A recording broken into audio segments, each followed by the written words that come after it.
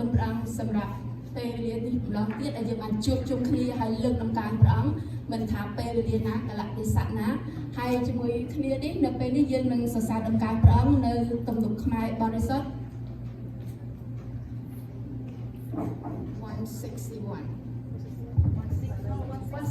160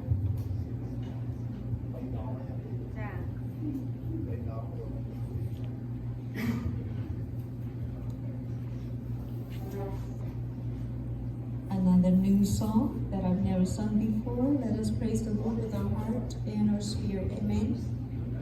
Thank you, Lord. You are worthy, Lord. You are worthy.